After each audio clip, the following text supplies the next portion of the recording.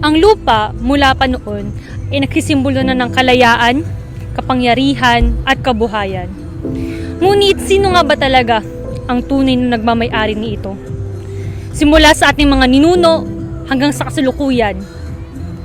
Samahan ninyo ako upang ating lakbayin ang isang makasisayang kwento ng reformang agraryo. Isang kwento ng para sa lupa, laban sa mga sendero at laban sa sistema. Isang kwento ng mga lupang hinirang.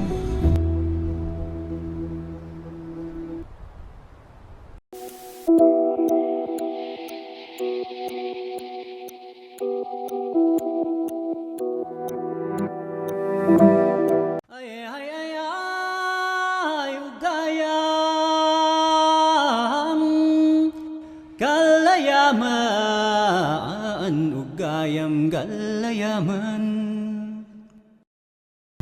Noong bago pa man dumating ang mga Kastila, ang ating mga ninuno ay may isang masalimuot at balanseng sistemang panlipunan.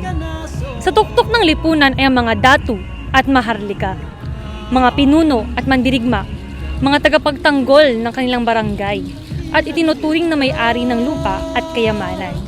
Sila ang mga gumagawa ng batas at nagtatamasa ng mataas na respeto at pribilehiyo. Sa ilalim nila, matatagpuan ang mga timawa, malayang mamamayan na may sariling hanap buhay at handang maglingkod sa pamumuno ng datu sa oras ng pangangailangan. Sa kabila ng hirap ng buhay, may pagkakaisa at pagkakaunawaan sa kanilang pamamayanan. Subalit, ang mga alipin na nasa pinakailalim ng lipunan ay nagtatrabaho para sa kanilang mga amo, ngunit wala silang inaangking lupa. Naglalarawan ng masalimuot na katotohanan ng kanilang kalagayan. Ngunit sa pagdating ng mga Kastila, unti-unting nagbago ang kaayusang ito. Ang dating payak at balanseng pagkakabahagi ng lipunan ay napalitan ng sistemang pabor lamang sa mga dayuhan at sa kanilang interes. Ang mga datu at maharlika na dati mga tagapagtanggol ay nahulog sa ilalim ng bagong pamumuno, habang ang mga timawa at alipin ay naging biktima ng pag-aangkin at pang-aabuso. Ang mga pagbabagong ito ay nagdulot ng malalim na sugat sa ating lipunan na patuloy nating nararamdaman hanggang sa kasalukuyan. Sa bawat takbang ng ating kasaysayan, dala-dala natin ang laban para sa ating mga karapatan at para sa lupaing dapat ay atin. Hannakanin nandat dato.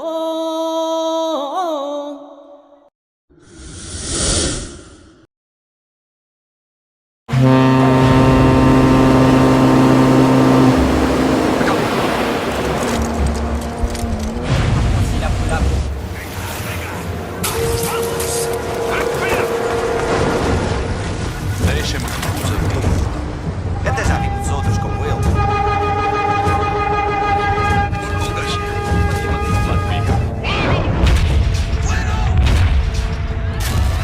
Sa pagdating ng mga Kastila, nagdala sila ng isang sistema ng pamamahala na nagbago sa takbo ng ating kasaysayan. Ang mga lupain na dating pag-aari ng mga katutubong leader ay isinilalim sa bagong kaayusan. Ang mga enkomyenda ay pinamahagi sa mga sundalo at opisyal ng hari, nagbibigay daan sa kanilang pag-angkin ng lupaing hindi kanila. Sa pagkakataong ito, ang mga praile at ang mga opisyal ng Espanya ay nagtagumpay sa pagkontrol sa malawak na lupain, nagdulot ng hindi pagkapantay-pantay at pagyurak sa karapatan ng mga karaniwang Pilipino. Ang mga Inquilinos na sinasamantala ang kanilang estado ay naging mga biktima ng sistemang nag-uugat sa pagsasamantala at pang-aabuso na nagbukas ng daan sa isang malupit na pakikibaka para sa lupa at karapatan. Bakit ka nagrereklamo? Ito ang bagong sistema ng dadala ng kaayusan. Kaayusan? Para kanino? Ang lupa ay minana namin, ngayon sinasabi nilang hindi na sa amin. Ang pinaghirapan at pinagpawisan naming ani, kailangan pa naming isuko sa enkomendero? Ni hindi na namin papakinabangan ng bunga ng sariling aming lupa. Ipinagkait nila sa amin ang aming karapatan. Ngunit ito ang kautusan. Lahat ay may tungkulin. Hindi ba't nakikinabang kayo sa proteksyon at kaayusan ng mga Espanyol? Proteksyon? Hanggang kailan? Tinay kami naging alipin sa sariling lupa. Ang mga nag-uutos ay walang pakialam sa hirap na aming dinaranas. Ang tunay na tanong, saan napunta ang aming mga ari? Ang aming mga anak ay nagugutom habang sila ay namumuhay sa marangyang tahanan. Naintindihan ko, pero dapat kayong sumunod. Hindi ito maiiwasan. Walang makakabago sa kalakaran. Pero kami ang nagtatanim, kami ang bumubuhay sa lupa, at kami ang dapat magpasya sa aming kinabukasan. Hindi kami titigil sa pakikibaka para sa aming karapatan sa lupa. Ang aming mga anak ay hindi dapat maging biktima ng sistemang ito. Itong lupang minana namin, ngayon sinasabi nilang hindi na sa amin. Ang pinaghirapan at pinagpawisan naming ani, kailan pa namin isusuko sa enkomendero, ni hindi na namin papakinabangan ang bunga ng aming sariling lupa. Dito nagsimula ang masalimuot na kwento ng pag-aangkin ng lupa at ang unti-unting pagkalugmok ng mga Indio o mga karaniwang Pilipino. Ang masiglang pamayanan na dati ay puno ng pag-asa at pagkilala sa mga karapatan ay unti-unting nahulog sa ilalim ng pamumuno ng mga dayuhan. Sa kabila ng pag-unlad at reformang ipinatupad, ang hirap at pagsasakripisyo ng mga Pilipino ay nananatiling hindi matutumbasan. Ang kasaysayan ng lupa ay nagsilbing paalala sa ating mga pagsubok, isang pakikibaka na nagpatuloy sa mga susunod na henerasyon at patuloy na nagsusulong ng pangarap para sa tunay na katarungan at pagkakapantay-pantay. Tierra dorada, hija del sol de oriente, su fuego ardiente, en ti latiendo está. Nang ideklara ni Emilio Aguinaldo ang kalayaan ng Pilipinas noong 1898, nagpasiklab ito ng pag-asa at pananampalataya sa isang bagong simula para sa ating bayan. Ang deklarasyon ay hindi lamang simbolo ng ating pagnanais na maging malaya mula sa mga dayuhan. Ito rin ay nagdala ng isang makapangyarihang pangako, ang pangako na kukunin ng mga lupain mula sa mga prayle. Partikular ang malalaking pag-aari na tinatawag na friar lands at ipamamahagi sa mga Pilipino. Sa likod ng pagkikilos na ito ay ang pananaw na ang lupa ay dapat pag-aari ng mga tunay na tagapagpahirang ng bayan, ang mga magbubukid na bumubuhay at nagbibigay ng yaman mula sa ating lupain. Mga kababayan, ilang siglo na tayong pinagsamantalahan at pinahirapan sa sariling lupa. Ang ating mga ninuno, mga ama't ina, ay pinagsikapang magbukal at magtanim. Ngunit sino ang umani?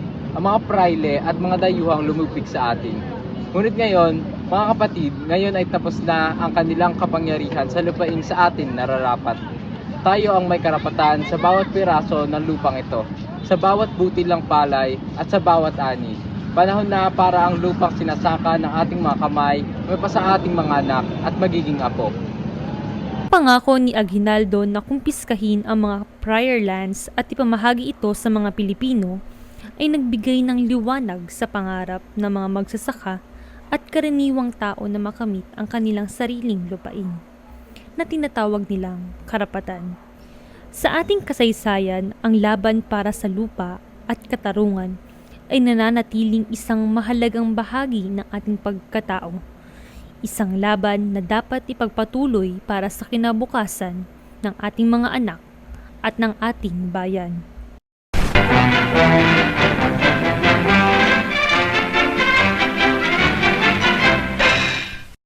Dumating ang mga Amerikano, dala ang isang bagong sistema para sa lupa, ang torrent system. Sabi nila, ito raw ay magbibigay ng karapatan para sa mga nagmamay-ari ng lupa. Ngunit, sino nga ba talaga ang tunay na ikinabang? Hindi ang mga magkasaka. Bagamat nagbigay ang mga batas tulad ng Philippine Bill of 1902 at Land Registration Act ng pagkakataon para sa pagpaparehistro ng lupa para sa mga Pilipinong magsasaka, ang proseso ay tila isang pangarap na napakalayo. Ang realidad ay marami pa rin sa kanila ang walang titulo at naligaw sa komplikadong sistema ng lupa na pinalala ng kawalan ng kaalaman at mga record. Dumating ang mga Amerikano dala ang torrent system. Sinasabi nilang nagbibigay ito ng mga seguridad para sa mga magkasaka katulad nila.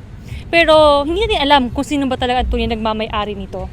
Makakasama natin ngayon ng isang magkasaka. Kamusta ka? Magandang araw, Miss Cara. Nagagalak akong pinagtuunan mo ng pansin ng mga kalagayan dito, ng mga magsasaka dito sa Ipuga. Ako si Marta. Masasakit ang mga nangyayari sa amin dito.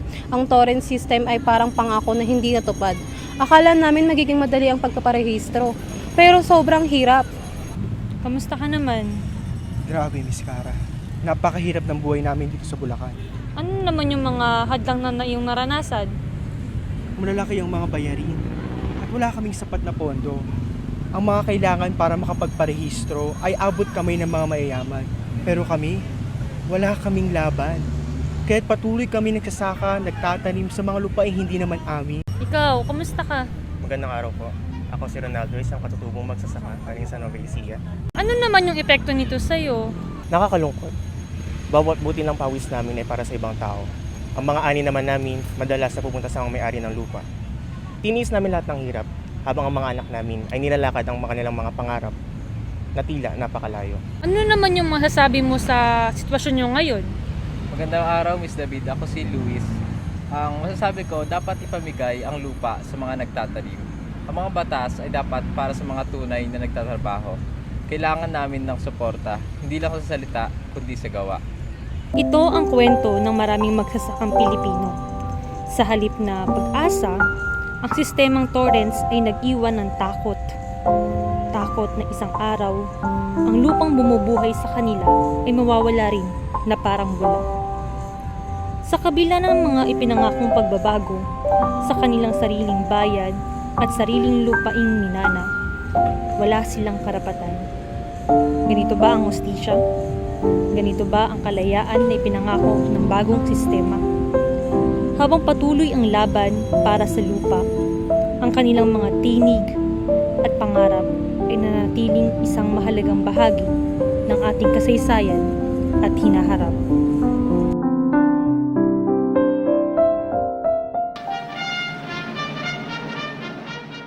Manuel Louis Quezon is inaugurated as the first president of the newly formed Philippine Commonwealth. Sa gitna ng lumalalang tensyon sa lipunan, ang panahon ng Commonwealth mula 1935 hanggang 1946 ay nagbigay diin sa hindi pagkapantay-pantay sa lupa. Habang ang mga hasindero ay patuloy na yumayaman, ang mga magsasaka naman ay nagugutom at nawawalan ng pag-asa. Si Manuel Quezon, na kilala bilang ama ng Commonwealth, ay tumugon sa hirap na dinaranas ng mga mang-uupa sa pamamagitan ng pagpapalakas ng mga batas para sa reformang agraryo.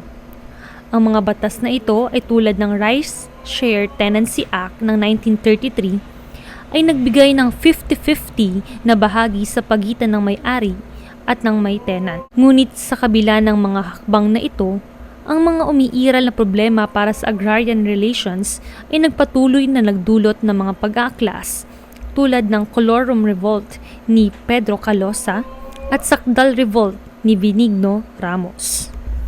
Hindi na kami papayag sa ganitong kalagayan. Ibalik ang mga lupain sa magsasaka. Dapat tayong magkaisa. Salungatin natin ang mga asyendero at mga batas na hindi sapat. Gumising tayo. Ang mga salita ni Quezon ay wala kung hindi natin ito gagawin. Kailangan nating ipaglaban ang ating karapatan sa lupa. Tunay na reforma sa lupa, ipaglaban. Bigas hindi bala, pagkain at lupa sa magsasaka. Lupa para sa nambubungkal ng lupa. Lupa, bigas, reforma! Lupa, bigas, reforma! Lupa, bigas, reforma!